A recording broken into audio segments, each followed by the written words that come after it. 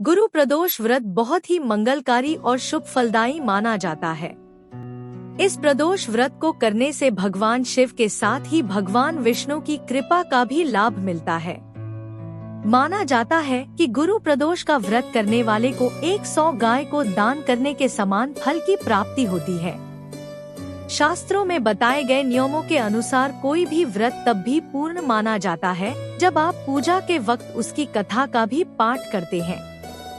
आपको भी गुरु प्रदोष की पूजा का संपूर्ण फल प्राप्त हो, इसलिए हम आपको बता रहे हैं गुरु प्रदोष व्रत की कथा।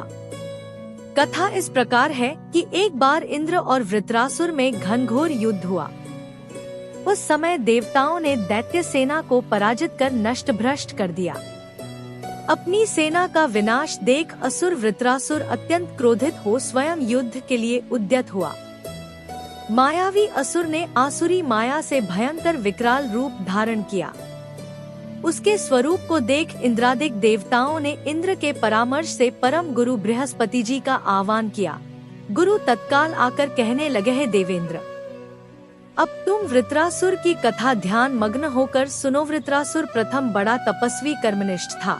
इसने गंधमादन पर्वत पर उग्र तप करके शिवजी को प्रसन्न किया था। पूर्व समय में यह चित्ररथ नाम का राजा था। तुम्हारे समीप जो सुरम्य वन है वह इसी का राज्य था। अब साधु प्रवृत्ति विचारवान महात्मा उस वन में आनंद लेते हैं। यह भगवान के दर्शन की अनुपम भूमि है। एक समय चित्ररथ स्वेच्छा से कैलाश पर्वत पर चला गया।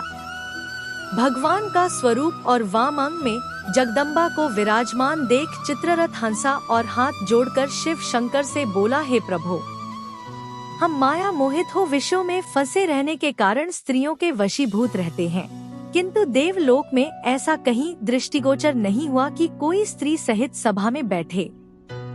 चित्ररथ के ऐसे वचन सुनकर सर्वव्यापी भगवान शिव हंसकर बोले कि हे राजन, मेरा व्यवहारिक दृष्टिकोण पृथक है। मैंने मृत्युदाता कालकूट महाविष का पान किया है, फिर भी तुम साधारण जनों की भांति मेरी हंसी उड़ाते हो। तभी पार्वती क्रोधित हो चित्ररथ की ओर देखती हुई कहने लगी, ओ दुष्ट, तूने सर्वव्यापी महेश्वर के साथ मेरी भी हंसी उड़ाई है। तुझे अपने कर्मों का फल भोगना पड़ेगा। उपस्थित सभासद महान विशुद्ध प्रकृति के शास्त्र तत्वान्वेषी हैं और सनक सनंदन सनत कुमार हैं। ये सभी सर्व अज्ञान नष्ट हो जाने पर शिव भक्ति में तत्पर है। अरे मूर्खराज, तू अति चतुर है, अतएव मैं तुझे वह शिक्षा दूंगी कि फिर तू ऐसे संतों के मजाक का दुस्साहस ही न करेगा। अब तू दैत्य स्वरूप धारण कर विमान से नीचे गिर। तुझे मैं शाप देती हूँ कि अभी पृथ्वी पर चला जा। जब जगदम्बा भवानी ने चित्ररथ को ये शाप दिया तो वह तत्क्षण विमान से गिरकर राक्षस योनि को प्राप्त हो गया और प्रख्यात महासुर नाम से प्रसिद्ध हुआ।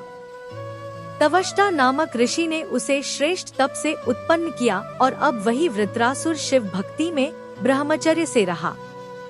इस कारण तुम उसे जीत नहीं सकते। अतएव मेरे परामर्श से तू यह गुरु प्रदोष व्रत करो, जिससे महाबलशाली दैत्य पर विजय प्राप्त कर सको। गुरुदेव के वचनों को सुनकर सब देवता प्रसन्न हुए और गुरुवार को त्रयोदशी तिथि को प्रदोष व्रत विधि विधान से किया, जिससे वृत्रासुर पराजित हुआ और देवता एवं मनुष्य सुखी हुए। बोले भगवान शिव शंकर की जय।